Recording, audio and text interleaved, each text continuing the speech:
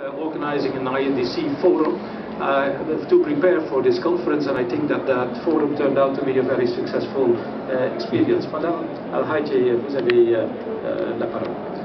Excellences, mesdames et messieurs, bonjour, Monsieur le ministre. Je voudrais d'abord remercier la Commission européenne de m'avoir invité à ce débat. Je pense qu'avec mon ami le commissaire, on ne parle pas des INDC sans être ensemble. Et on a déjà organisé le premier forum sur les INDC au Maroc. Aujourd'hui, je suis ravie de partager avec vous ce que je pense de ces fameuses contributions qu'on appelle communément les INDC, mais vu d'un angle africain et d'un angle différent au niveau des négociations. D'abord, personnellement, je trouve que c'est la plus belle innovation qu'on ait fait dans les négociations climatiques. C'est une innovation à mon sens parce que, elle traduit l'engagement, la prise de conscience des États, ça c'est un, et deux, elle traduit aussi leur volonté politique, elle traduit aussi leur engagement à aller vers des politiques climatiques, et ça c'est merveilleux.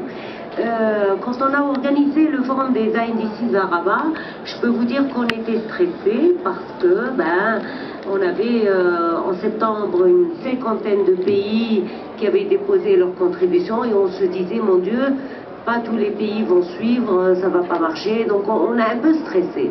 Au mois d'octobre, il y a eu une vague de 70 contributions et je vois monsieur l'envoyé spécial de la présidence en face de moi en train de sourire parce que c'était un épisode assez stressant. On ne pensait pas que tout le monde allait s'y engager et je trouve ce mouvement exceptionnel parce qu'au-delà des résultats scientifiques dont a parlé monsieur le directeur, c'est un résultat d'engagement qui est extrêmement important pour l'humanité.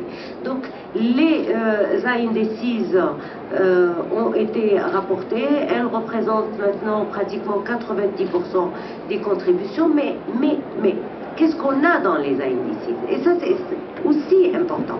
Les contributions telles qu'elles ont été apportées nous ont permis de nous rapprocher de 2,7 degrés, c'est ce qui a été dit par monsieur le directeur. Mais la vérité, elle est où? La vérité est qu'il y a des secteurs qui ne sont pas dans les INDCs et qui peuvent participer également dans la diminution et dans les efforts. La vérité, c'est qu'il y a des initiatives qui sont en cours et qui ne sont pas intégrées dans l'agrégation des INDCs. Et moi, je pense que c'est un beau début auquel il faut donner une crédibilité. Et c'est là où je viens à la position africaine. C'est là où je viens pour dire oui aux contributions, oui aux engagements de tous les pays à faire ces contributions, sans aucune différenciation au niveau de la contribution elle-même. C'est-à-dire que nous, pays non développeurs, nous sommes non émetteurs de gaz à effet de serre, nous sommes disposés à aller vers ces INDCs. Parce que pour nous, c'est une opportunité d'intégrer le développement durable et le climat dans nos politiques de développement. Parce que pour nous, c'est une opportunité d'apprendre de nouveaux modèles et de nouvelles technologies innovantes en matière du climat. Mais la différenciation est extrêmement importante pour nous. Oui pour l'engagement, oui pour le même système de suivi et les mêmes systèmes de mesure et les mêmes systèmes d'évaluation et de reporting, mais oui aussi pour la différenciation. Et je pense que la différenciation, elle nous impose de conditionner les contributions des pays en développement par le renforcement de capacités, par le transfert de technologies et par le transfert des moyens financiers. Et je peux vous dire, mesdames et messieurs, que pour faire les contributions, de nombreux pays africains n'ont pas eu les capacités techniques pour monter les contributions.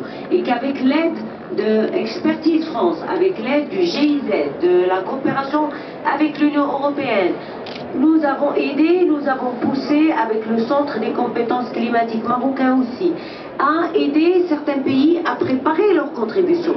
Et ça veut dire que nous n'avons pas les capacités pour réaliser les contributions si on n'a pas l'assistance technique, si on n'a pas le transfert de technologie et si on n'a pas l'appui financier. Alors parlons de l'argent, c'est ça qui fait mal. Eh bien l'appui financier est extrêmement important pour réaliser les contributions. Mine de rien, Au niveau des accords, on pense qu'on parle de deux choses différentes, mais à mon sens, on parle de la même chose. Quand on parle des contributions, eh bien, on parle des 100 milliards de dollars par an qui devraient venir en 2020. On parle de l'alimentation du fonds d'adaptation et on parle de l'alimentation du fonds pour les désastres, pour les catastrophes naturelles. Et donc, je pense qu'il y a des liens à faire entre les outils de financement, les outils de renforcement de capacité, les mécanismes de gouvernance et les contributions si on veut faire de ces contributions une réalité.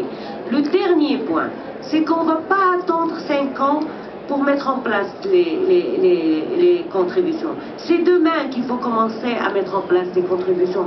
Nous avons un gap de température de 12 gigatonnes.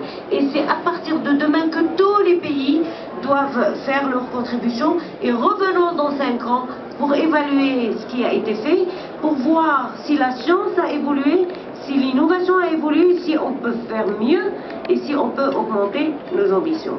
Pour finir, je vous dis, nous y croyons, nous y travaillons, nous mobilisons la société civile, nous vous attendons tous à Marrakech l'année prochaine. Monsieur le commissaire, vous faites partie de l'équipe d'organisation de la COP22 et vous êtes invité par l'Union européenne au Maroc lors de la COP22.